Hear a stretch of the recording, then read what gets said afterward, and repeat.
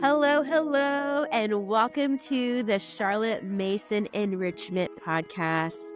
We come to you every single week to encourage you, to equip you, and to enrich your lives as a Charlotte Mason home educator.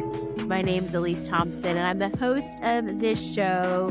Thank you so much for tuning in and listening to this podcast. I hope it is truly blessing and enriching your lives. If so, please let us know. Feel free to leave a comment, send us an email, leave a review, whatever makes you happy. But thank you again for tuning in. And I am excited, as I am every week, for my guest, the person that's joining me today. So I'd like to welcome Miss Rachel Byrd to the show today. Welcome, Rachel. Thank you. Thank you for having me. I'm excited Yes, to be here. absolutely. Okay, so I told Rachel that I was going to share a story. She didn't know what I'm going to share, so she was a little nervous at first, but I was like, no, nothing to be nervous about. But I wanted to share the story of how I first met Rachel. I was thinking about it today, and it kind of made me laugh. So my best friend somehow found out about Charlotte Mason and found out that there was like a book study happening, and she invited me to go. Y'all, I had never been to a book study in my life, but I was like, sure, like hang out with my best friend. Let's do it. And so lo and behold, I'm driving to a complete stranger's house to go to this book study. And that stranger was Rachel Byrd. And so the first time I met her, I showed up to her living room not knowing who she was. But that just kind of tells you what kind of person Rachel is. She's amazing and just opening up her home, her heart, and her community to others. And so that was my first time meeting Rachel Byrd. Rachel, do you remember that time? I do remember that. I do remember that. It was always, I think, those times when somebody texts and it's like, I'm bringing a new person. It's always fun to me and exciting to think, oh, I wonder who it's going to be. And so I do remember that. And that was several years before you actually joined the group, right? Yes, it That was was, for sure. yes. Like maybe So 2 or 3 years. But hey, that going to that book club paid off. yeah, it's so fun, and it's fun how we try things, and um, and sometimes it takes a little bit for it to come back around and be our season for whatever we've been introduced to or learned. Yeah, absolutely. That was the truth for me. Well, I just thought that was funny because I'm like, man, I don't know if I would be okay with just complete strangers showing up and hanging out in my living room, but you're Well, awesome for not bothered. mostly they were friends of Yes, people I knew. So that's true. as long as you're okay and trust the people who are Yeah. bringing others in, then most of the time, think I think there has been once that um, the new director of our group asked, there was somebody looking, and I okayed somebody, but I think she had talked to them first at Yeah. least. So But most people are recommended. So that's good. most people, well, and most people who are looking for Charlotte Mason, they're homeschool moms. That's a pretty narrow category already. Yeah, for sure. So tell us all how you ended up being a Charlotte Mason home educator. Well, I knew I wanted to homeschool. I was homeschooled growing up from third grade through high school. I graduated homeschool graduate. And so I knew that I wanted to homeschool. My husband was also homeschooled all the way through school. But I was a teacher first. I got my education degree and taught. But one of my friends actually sent me the blog post of the common room, and on there I would read that sometimes, and on there I noticed she mentioned Charlotte Mason a lot. So that year, I think it was the year Nathan was born, and I stopped. I finished out my school year, had him like 3 or 4 weeks after Oh, I wow. finished out the school year.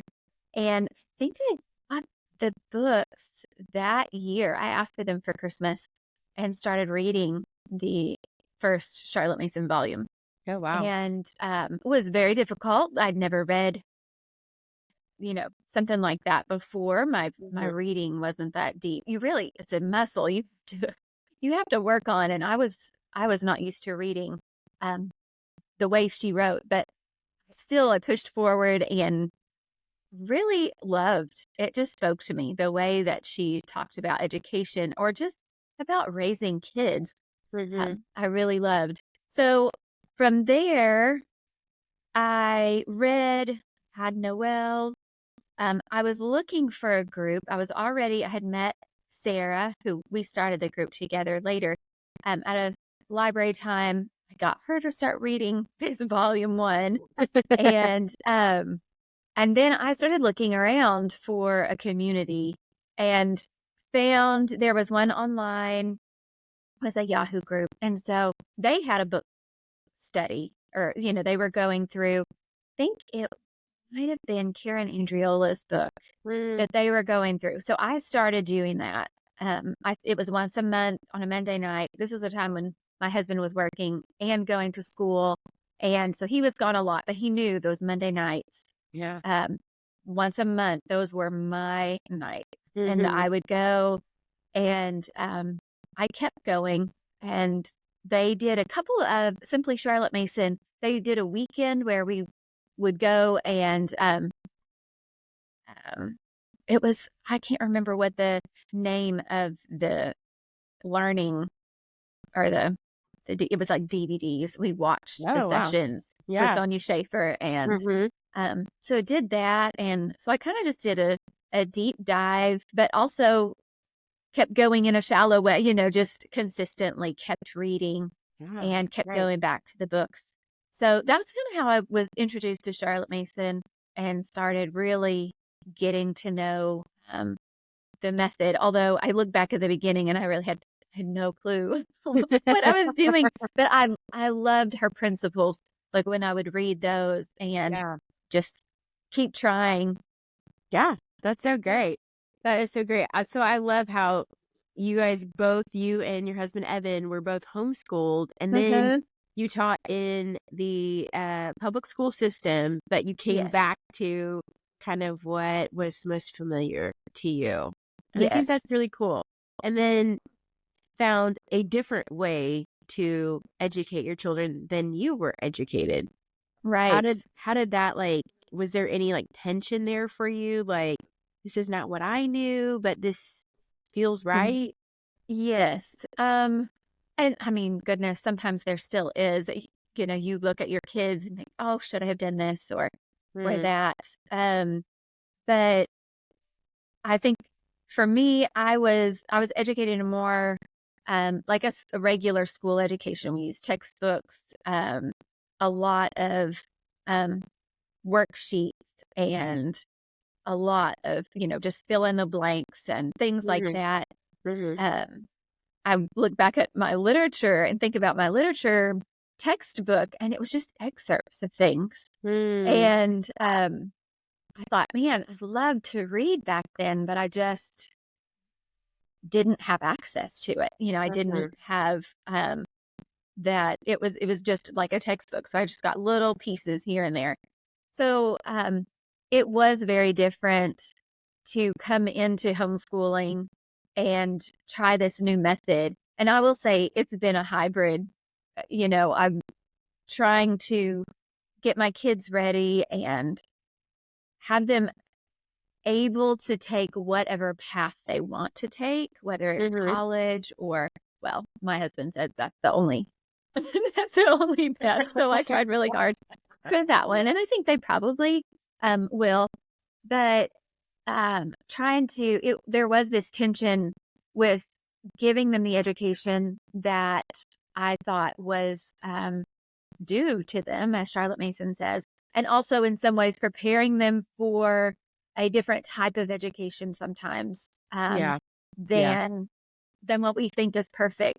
And I hear all of the things that if you do it her way, that they'll be ready for whatever. But I will say personally, I have not always trusted that. And I've, like, oh, well, at least they need to know how to test some or, yeah. give them experience. And I'm not sure. Sometimes I look back and go, oh, I wish I'd have just trusted, or I wish I had just done this, or maybe that was our area of discipline that we did just work on, and it wasn't beautiful and lovely, but it gave them some experience and confidence when they stepped into those situations in the future. Mm-hmm. So yeah, I do think that there has been always that tension there of Yeah. the way I grew up, even being homeschooled, and then the way I taught I was only in public school for 2 years as a teacher, but so teaching in that way, although that actually lowered my expectations somewhat, because my homeschool was actually a lot harder than Mm-hmm. anything that I saw in public school. Mm-hmm. So it was different to look at the different areas and then think, okay, how in my house with my kids and my husband and myself, what's the best way to school according to Charlotte Mason principles Yeah. in my No, house. that's so good. That's so good to like have the liberty and the freedom to take all of those different components and then come up with what's going to be best for your situation and for your born people. I think that's the beauty of Charlotte Mason, honestly, is It that is. we can consider all those things, Mhm. and do what's best for them, knowing that you are respecting their personhood and figuring out what's going to be best for them. I think Yeah, that's the beauty of it, which is so it great. is. The beauty, and also sometimes having all those options is it's a little tricky as well. Yeah, yeah, But I'm so thankful. I am thankful for that, for those options. And it really just pushes us to lean more on the Holy Spirit, honestly, to say, absolutely. oh, we're not taking this full system, or, this is just the way we do things, but really reflecting on what we're doing and taking it to the Holy Spirit, taking it to God daily, weekly, monthly, to get his, direction Mhm. on things that we need to correct or change, or things like that. Yeah, that's so good. Key component right there. Mm-hmm. Get with the Holy Definitely. Spirit. Absolutely. Well, so Rachel, I think the thing that I really wanted to discuss with you is about schooling and community. So, for those of you who are not familiar with Rachel, she was one of our speakers at the Charlotte Mason Enrichment Conference last year. But Rachel was the one that started the community, the Charlotte Mason community that we're both a part of, that's still going. Gosh, maybe like 15, 16 years ago, you started. Yeah, it's a little bit like it kind of was still part of one that when we started our nature group, it was probably around 14 or 15 years Wow. ago. Yeah. So yeah. Yeah. So she started the beginnings of a Charlotte Mason community in our area. It's still going today. I think we have roughly about 80 families that are part of our community in some form or fashion. And honestly, y'all, like this community is really something special and spectacular, because as I've shared with my story, I came to homeschooling through Charlotte Mason's principles and philosophy late in the year. Like there was like you had time to read her volumes and all the things before you started. That Mm-hmm. was not my story. My story was 1 week we're in private school, and then the next week we're homeschooling, and it was like deer in the headlights. What are That's a we doing? shift. Yeah. Yeah, big shift. If you missed my story, go back to episode 1 and take a listen to it. We'll save it for another time. But I'm so grateful for this community because it was truly my lifeline to help me get going and have any kind of idea of what I was doing.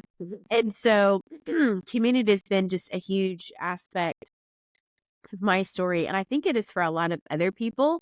And I remember this past summer, I went to a town about an hour and a half away to talk about Charlotte Mason and helping to get the word out about our conference. And I met these two moms who were very interested in Charlotte Mason, but didn't really know um, how to get started and what to do. But somehow they found out enough to come to that meeting. And I was like, well, who do y'all know that, was educating this way? And they said, nobody. And I was like, what? You know nobody who's Wow. doing this? Like, how are you going to make it? Is what was my inward thoughts. I didn't say that, obviously, but I felt really concerned for them because I feel like community has been just such a huge part of my journey and obviously Yeah. your journey. And so I feel really strongly that everybody needs some form of community in homeschooling, but honestly in life. Like, Right. I think there's so many spiritual things that we could talk about Right.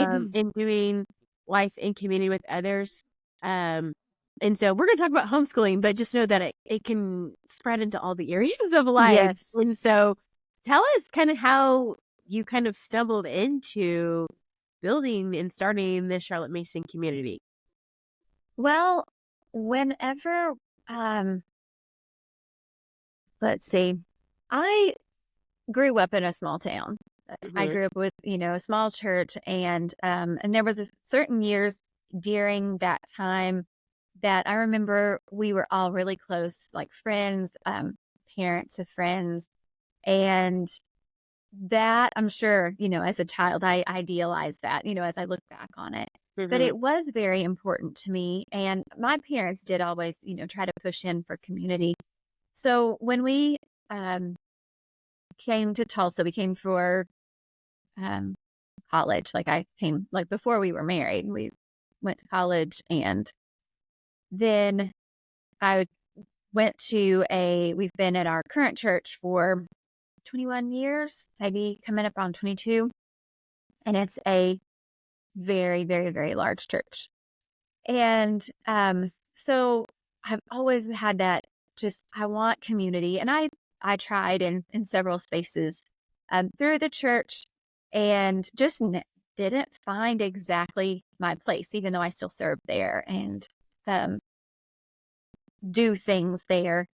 And so I was always just wanting that community, wanting um, families, who did life together. And Mm-hmm. so when I joined the other group with the book study, I consistently went there. And then that group, they had like an older kid nature study, but nothing for younger kids really, which I had younger kids. Mm-hmm. So I started, they're like, you can start your own. So I started my own, and um, they kept sending all of the people with young kids to me because they didn't, they had their own little thing going. Mm-hmm. And so our group, it was me and it was Sarah. And then we started having these other families come. We met some families at the park that's in my neighborhood, which is where we met a lot. And just started doing like one of the first things that I remember, we did a Christmas play together. And we were all like in church, but in churches where it was kind of like Christmas plays and things were big productions or non-existent. And so we did our own. Like we did just a Christmas play. I think the first one, there were only 4 families and then our grandparents. And it was fun and cute, and our kids did it. And we did that several years in a row, and it grew bigger and bigger. And I just felt like people really wanted that. They wanted some place where they could just connect, in local, a place with something that a common goal, a common idea. So let me think where I'm going with this now. So we started that. We started nature group. So we were outside. That's always been a core principle, a core like interest that we all had in common was having our kids outside, having our kids in nature, trying to do nature study with them, but really having them outside and just knowing that that's what we do, like creating that this is who we are, this is what we do. And Mm-hmm. even if we don't always do it well, this is still, it's like this consistent. We go outside, we find something to look at. So we did that, and I had switched somewhere around that time. I was trying to think, the leaders of the other book club, they had gotten busy. I think they had started like CC, And so the book club had switched to my house, and then it ended up just being my group. Mm. And so because I've continued it like ever since. I've done it ever since. But we really started getting close, and the park days and the nature study and the Christmas plays, and then Sarah and I did PE classes. We went to a local church, and they let us use their gym and do PE classes through the winter. And then Sarah had the bright idea to do co-op, and I was like, she like dropped it. She knew she was Charlotte Mason with it. She dropped that idea bomb in my head when she was off on vacation, Oh, and nice. just mentioned it to me. And by the time she got back, I had a whole plan written out.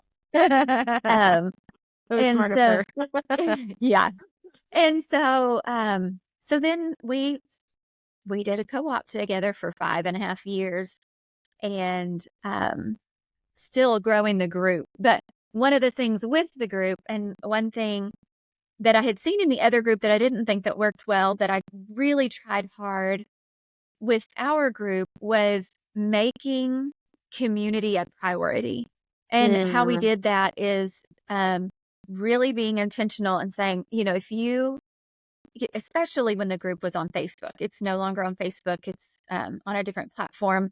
But when it was on Facebook, I feel like it was during that time when everybody wants to be a part of everything, Mm. and forever. And I was very, like, it was a very big deal to me to say, if this isn't your season, then you need to like step away from it. You need to Mhm. leave the group and regroup. You can stay friends with people, but if you're going to be a part of the group, you need to at least come. I think even back then it was like 8 times a year. Mhm. Can you commit to that? And because you don't have community without being together. Right. To have a good And group. yeah, I mean, it Yeah. really, there's so much, um, just like we see with online things, they can go sideways because people, when they're not seeing others face to face, there's just something, it kind of brings out the worst in us. I Mhm. really feel like, where Mhm. when you know that you're going to be seeing this person again, and when like over and over, and not to say that, oh, it was all perfect. It wasn't. We had our Yeah. own, times when we really had to work through things and figure out child situations, or figure out, you know, hard things. But it is 100%, like, I think that is 100% better when you're doing it face to face and in community and with consistency. And, like, we're not just leaving, we're not just saying our piece and logging off. We're actually coming back, week after week, Mhm. and um and making it work. So that was a big deal for me, is just to say it's an in-person community. It's not just an online community. Yeah. Um, we want to know um, who you are, and like that was a very high priority, was to have that in-person community. And that's so huge for children, because they don't do online communities. Yeah, I mean, or Thank you. dare I say it, they shouldn't do online community, Yeah. No. but Yeah. they need that face-to-face interaction. And I think sometimes as we've gotten older, and in the world we live in, it's easier to spread ourselves too thin, or um, not make time for the consistent community, Mm. which Yeah. is really where community is in consistency. It's not in, oh, we did all these things together, but, um, being at the park every week, and having time to see these people over and over, work out difficulties, play, play with different combinations of different kids. And um, there's so much life in that. Yeah. Wow. There's so much that you just shared that was like so good. But it's so true. Like, there's such a difference when you're doing community with people as opposed Mm-hmm. to just seeing them on occasion, Mm-hmm. um, or not having an opportunity to allow your roots to go deeper Right. in whatever. And so I think that's so great that you were pretty um adamant that, like, hey, if you're gonna be a part of this community, like, you're gonna be committed, like you're gonna Yeah. have to make it a priority to show up and to be a part. And um yeah, have some vested interest in that, because it's so true that there's so many options out there, which can be a great thing, or it can be kind Yeah. of a pitfall, where it's like Right. you can spread yourself too thin. I think last time we were talking, we were kind of laughing at kind of the pendulum shift of probably when you were homeschooled, um, it was kind of a little bit more like you were home a lot. Yes. There may not Yes, have I been was. as there might have been as much opportunity to do life with other people, and now, um, fast forward to 2024, it's like there's so many options that you Yes. almost have to say no, so that you can actually be home. Yes, you have to fight for your space. I mean, I Yeah. think, but and not just the space, but you really, I think you have to understand what you're giving your kids and understand that they need space, they need Mhm. time. And Mhm. so, for school, but then also for people. And that can be that can be really hard nowadays because um, there are so many things that I think you have to have a good understanding of why you're doing what you're doing Mhm. and why you're saying no, because there are so many things to say no to Mhm. that are good, that unless you really understand what you're doing, it's almost a faith thing. You have Mhm. to have faith that, being consistent, even when the group may not feel the greatest in the world, or in times, I've seen different families in my own family, Sarah's family, and other families who have been consistent, even when it felt like their kids weren't even connecting 100% at the Yeah. time. Yeah. And yet, just I've seen in the ones who have been consistent that it comes back around. There was something Mhm. that they were learning, or it allows for some friendships just take longer to form, and some children take a lot longer to open up as well. Yeah. Um, That's I very had one cool. family come, they brought I think she was 11-year-old girl, and this was years ago. She came to one park day, and then she said, "Yeah, it just didn't work." And, she didn't fit in. And I thought, 11-year-old girls, it's gonna take some time, Right. to Yeah. really know, like, that age, they have to, and that gender, they have to figure it out. It takes a little bit longer. Yeah. And it's not Mhm. to say that there aren't sometimes that you go to a community and go, "Oh, this, we aren't the same as far as our common interests and common goals, and Mhm. this isn't where we belong." Yeah. Um, but if you do have those, it still may take consistency and that just coming back and being and having faith that, sometimes those um, healthier things take longer to take root and grow. Well, absolutely. That's really good. I know when we first started coming, my kids didn't necessarily find buddies right away. Like, it Mhm. took some time, and just even being okay with playing outside apart from the Yes. playground equipment, but just playing in nature. Like, that took Mhm. some time for them to make those adjustments. Yes. And so that's a really good point that, sometimes it's like you can know that, like, yeah, this is where I'm supposed to be, but it might take a little bit of time and a little bit of effort to make it really work for everybody. And so Right. it's good not to give up on those good things, because they do take time. So tell me how, like, the group has evolved, and community has evolved even for your life, because last year you graduated your Yes. firstborn, and so it's looked very different from the time that you've started until now. So tell us about what that's been like for you. Well, I mean, goodness, it just, whenever you have young kids and there's not a whole lot of school. Yeah, I mean, you have school and it's things, but you have so much more time to Mhm. really dig in, and be present in community and all of those things whenever your children are younger. And it was just a blessing. It was a blessing to be able to have this community and have children be outside so much. I mean, my kids did not do well in going like on field trips, for example, to see a museum or anything like that. And I felt like in a lot of the other homeschool groups too, that was going to be a main thing, was going to be field trips or all of these events. And especially, well, no, both of my kids, they just didn't, one pulled back, the other would kind of go crazy. And I mean, it was like, I don't know. I mean, was it a discipline? I think it might have been more ADHD and just an overstimulation issue. And I think this is why Charlotte Mason spoke to me so much, because we could do things outside, and not put my particular kids in situations that were too much for them and would have built bad habits.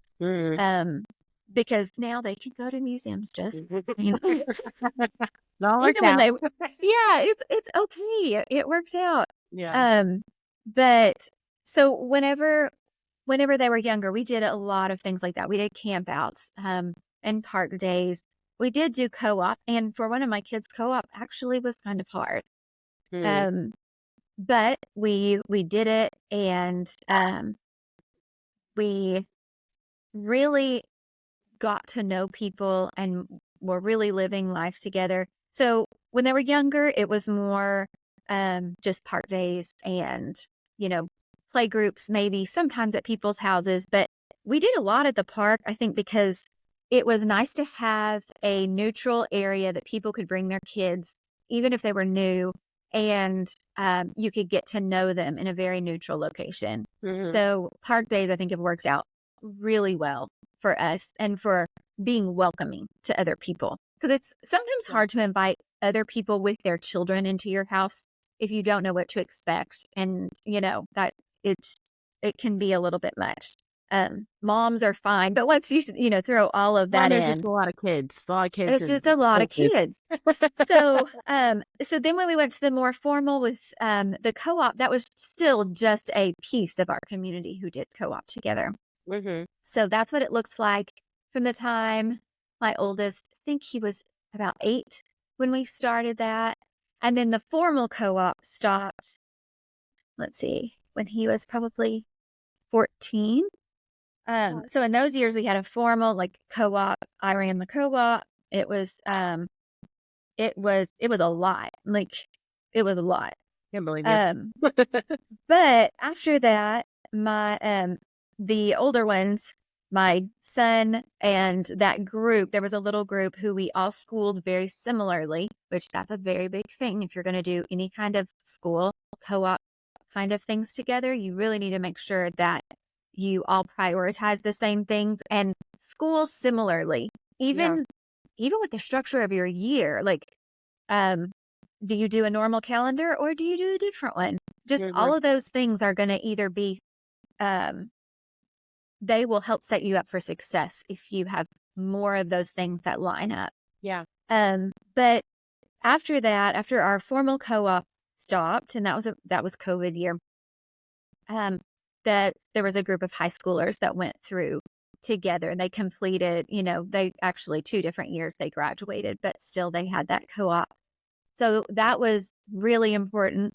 But then my daughter, she's not as big on co-ops, so we've still done school with very small groups of people, or maybe just one other person occasionally, but it hasn't been as, I don't want to, I say life-giving. It hasn't been as life-giving, but that doesn't mean that it was bad. It just meant that it wasn't exactly what she needed in her schooling. So, so we've had that. I'm not sure if I'm even answering your question. I'm just trying to give an idea of in different seasons how it goes. One thing that I've loved is that throughout all of this, the co-ops and everything, we've kept our park days for all. Sarah and I were talking about this last year when we graduated, our 2 seniors. She had a senior, I had a senior. And we both said, we went through their whole education doing park days, having them outside. And that was so huge that it was a big enough priority for both of us that being outside, being with friends, it lasted through their senior years. And my son still goes, to the park whenever his schedule allows. He'll go down there when we're down there. So having that commonality and that consistency, even if it's just one thing that you're like, okay, this is our thing and this is what we're going to do. So now the group as a whole is a lot bigger. But I feel like everyone is still finding their place.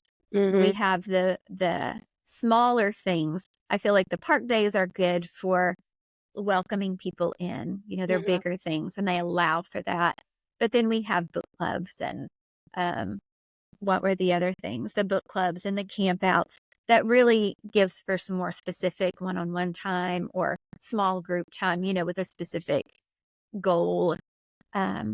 So that is, I don't know if I answered your question exactly. No, that's been so good. So it just looks different in different seasons. Definitely. But the priority of doing life in community and being around others who are on similar journeys and paths has kind of stayed kind of like a foundational piece or a pillar in your home education. And so I think that's just really cool to see. And it's even neat to see within our community. I think Sarah had mentioned this the other day, is like we were having our Christmas parties and, there were some people that couldn't join it, that schedule didn't work for them. And so it was really cool to see how other people stepped up and figured out what they needed and began to create that.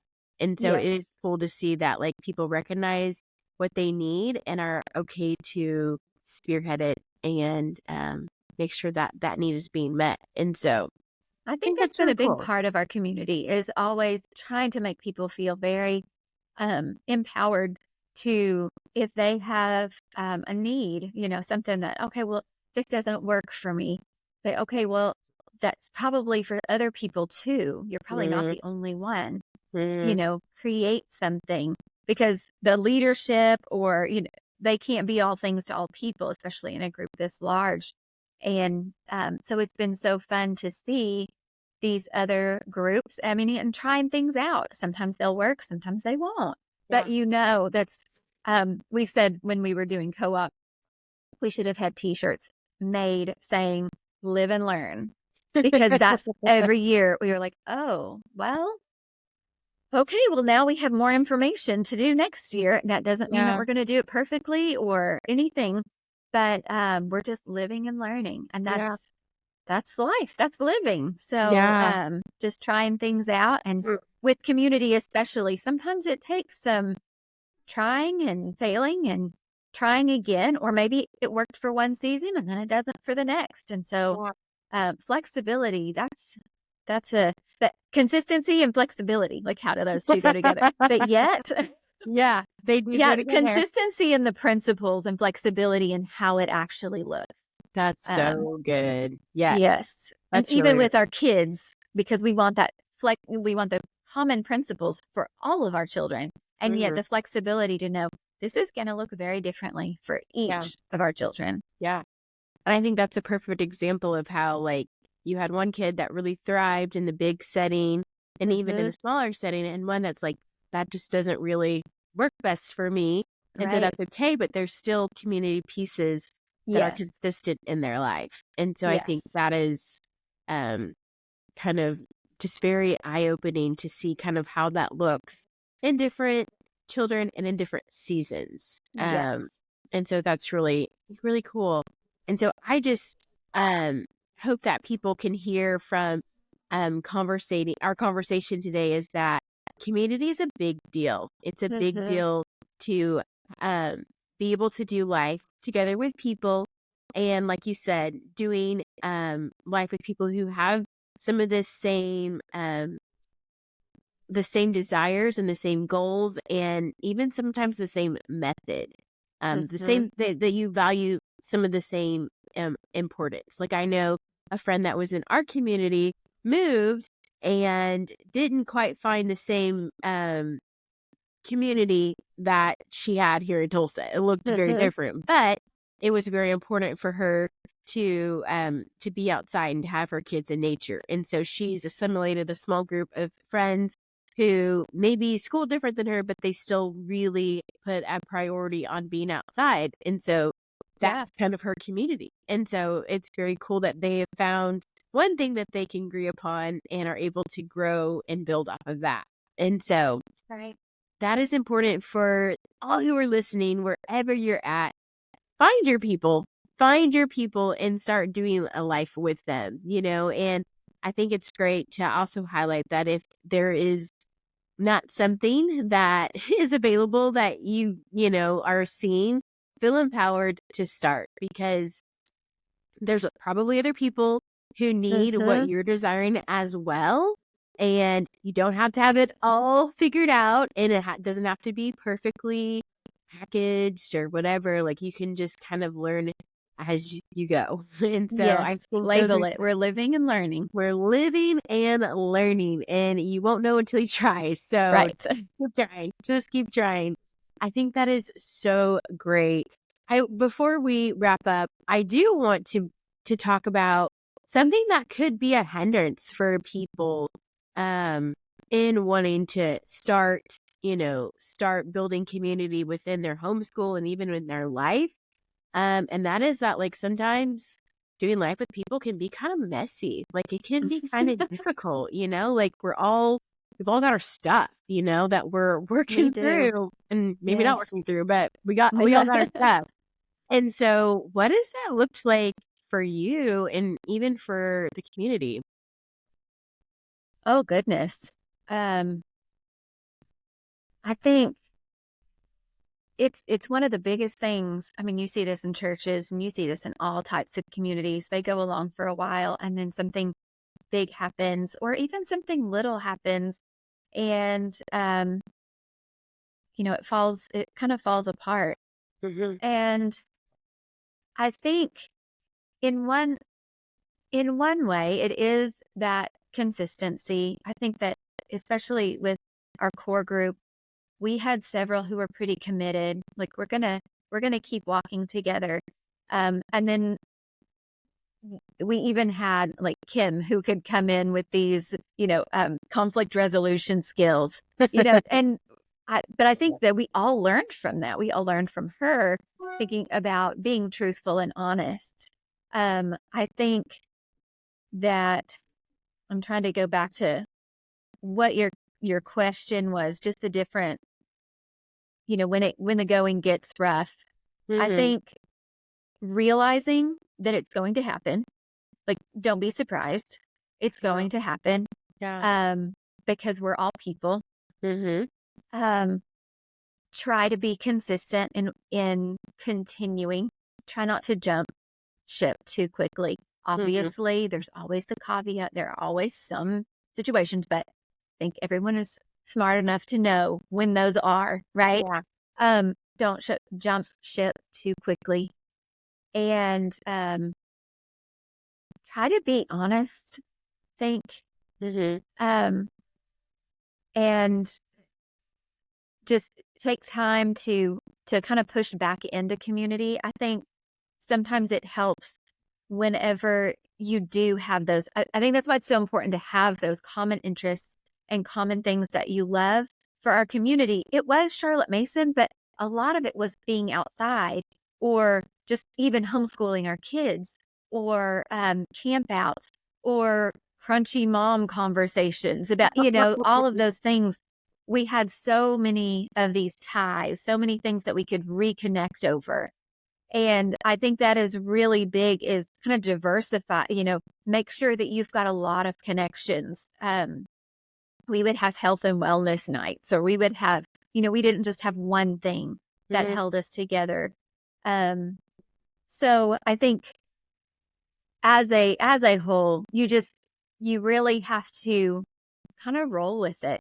Yeah. Expect the hard times. It's, we all go through that kind of honeymoon time with a new community when you're learning, all about these new people and their kids, and you're excited. Yeah.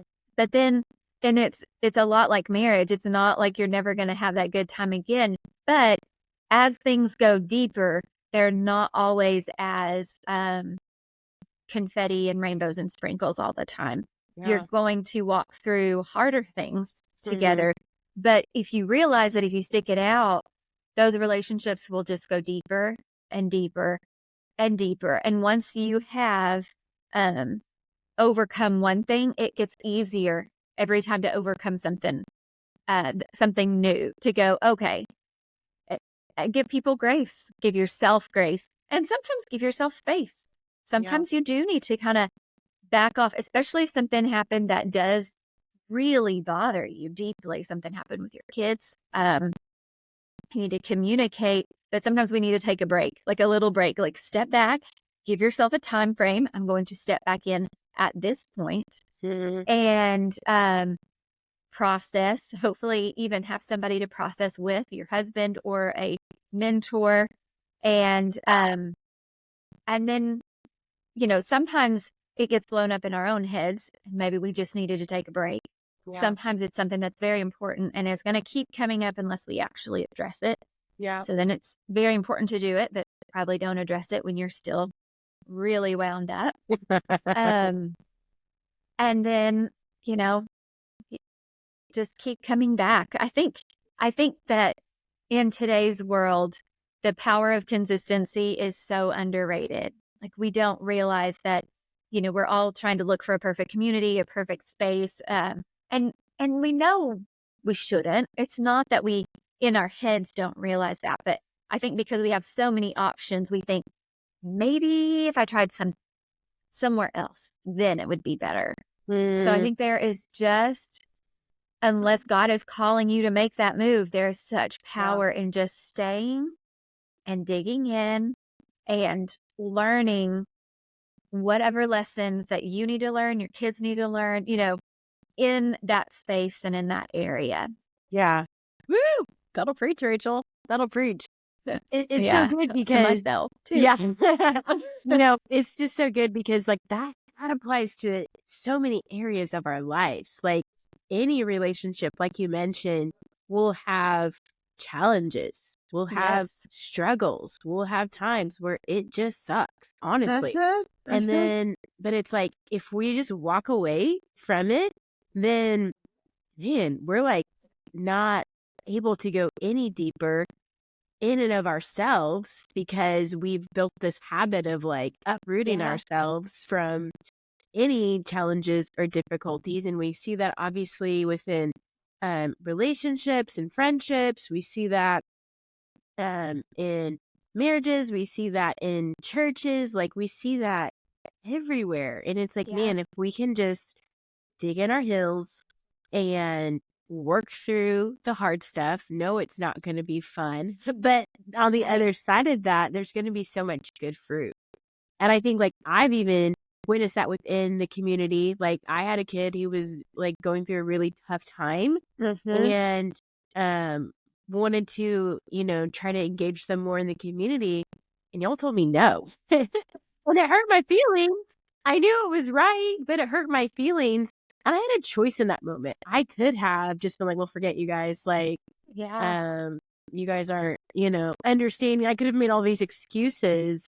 It was the right choice. It was the right choice. But I was like, well, it just didn't work out. The answer was no. And I'm going to just continue to stay with this group because I really feel like I'm supposed to be here. And I'm so glad that I did because now we're on the other side of that very difficult situation with my child. And I would have lost so much beauty in my life if Yeah. I would have got my feelings hurt for a very long time and not stuck it out, you And know? that is so hard. That's something that Yeah. very few people can do. I mean, Yeah. that is um I think that was one thing I admired about you. I still like do, because Thank you. that is a hard thing to be told no and Yeah. not take it as a personal, or, because Yeah. we're all trying to do this and figure out where, our boundaries are, or all of those things. And that will happen so often in community. We Yeah. have different challenges, or other families have different challenges. We don't always know what everyone's walking through. Wow. So giving people grace to go, okay, we're going to just try this again. I still feel like it's the right space. I feel Yeah. like it's the right, community, and walking it out. I'm so glad you stayed, still I am seeing that. Yeah, I'm too. glad Yeah. you stayed. Um, that that is just hard. And I think expecting hard is probably one of the biggest Yeah. things, expecting to have to wrestle. Sometimes I get upset because I think, oh my goodness, they're making me have to do this hard thing. Why couldn't they just, be whatever I think they should be right now? I'm having to speak up for myself. I'm having to do whatever. But if you change your perspective and go, oh no, this is making me stronger. This is actually making me have to really wrestle with what I really want and Mhm. who I am, and setting my own boundaries, respecting theirs. And you grow so much and you get Yeah. better. Oh, I remember what I was going to say. And you teach your children how to do the same. Yeah. And I think that Powerful. is so important. My kids have seen us walk through and continue to walk with people who we've had and we didn't have hard times with you. Um, but, we've had people that it was a struggle, Yeah. and we had to either set boundaries or pull back but having that commitment and saying, we're going to keep, it doesn't always look great. And maybe we're uncomfortable sometimes, but keeping on going and having my kids see that, I think that has been one of the biggest gifts of community and staying consistent, is my kids knowing at their ages, Mhm. sometimes things aren't going to look perfect. Sometimes Yeah. things are going to be really hard. And that doesn't mean they are not the right things for us. Absolutely. It's so So good. that's, yeah, They can be good and hard at and the right same time. in the Yes. same space. And I Yes. think that's so good. And that is a gift that you guys are giving your kids, because that's not normal right now in our Right. world. And so there is so much that we can really learn and glean from when we choose to do life in community. And so it's so good, Rachel. Thank you for taking a minute to just dissect Yeah. all of that. Yeah, no, it's been so good. And I think this is, again, it's a really huge key component to home educating. Mhm. Again, people always ask me, like, what do your kids do for socialization? And it's like, yeah, They're we're like, just home 24/7. We don't we're ever leave. saying no a lot so that we can actually school. Yes. Yeah. But we're choosing what's most important. And Yeah. doing life in community is so important. And so thank you for sharing that. And thank you so much for opening up your heart in your journey to everybody that's listening. Well, One other thank you thing for that having me on. yeah, absolutely. And I just want to highlight really quick um one more excuse that people could have in not wanting to do life in community is they could feel like, oh, well, I'm an introvert, and doing life in community is for those who are extroverts. And I think you're a little of both. Like Yeah. um you like to be home, but you do like to be with your people. And so I just want to like debunk any excuse that anyone can have that doesn't matter what your personality lends more towards. You've got to do life with people. And so um either find something to join or start it yourself. Yes, and do what I think, I didn't like the big things outside, or not outside, in, public spaces, or with, all of the people, but I made it what I wanted, which was a lot of home things or park things. I wouldn't even, when my kids were little, I wouldn't even go to certain other parks. I had, my daughter was a runner. I mean, from the time she was really little, and she could run really fast. Yeah. And she did, like, she almost made it to the road one time, even in our Ooh. park, which is Yeah. wide open, has a lot of space. But find something that you do want to do, that you Mhm. do love to do, that you feel good prioritizing and making a commitment to, and do that. See who else wants to do that. Yeah. Sometimes field trips aren't, your thing if you are someone who is an introvert, but you have everybody wants to be around people at some point. Yeah. So it's like, do the things that you love and try to find other people who want to do them in that same way with you. Yay. I love it. Rachel, thank you so much for sharing on the podcast. I feel like there was so many great nuggets. And so, yes, thank you again for sharing. Thank you all for tuning in to the podcast today. I want to remind you, Charlotte always said that the only true education is self-education. So never stop learning, never stop growing. And I look forward to joining you again next week. Bye.